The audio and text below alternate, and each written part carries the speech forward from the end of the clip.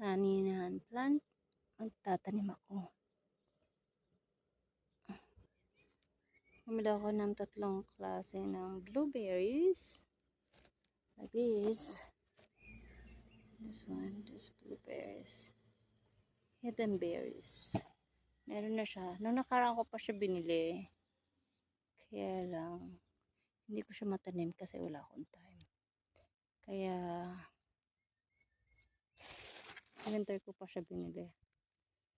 Kaya lang, wala akong time. Ayun yung isa. Marami din siya. May bunga din siya. Ito yung dati.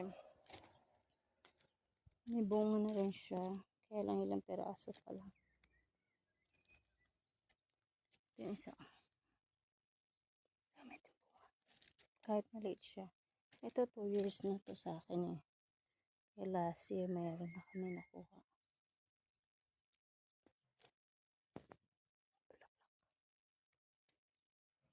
Ngayon, nagtatanim ulit ako. Tapos bumili ako ng mga white flowers. Tatanim ko din siya.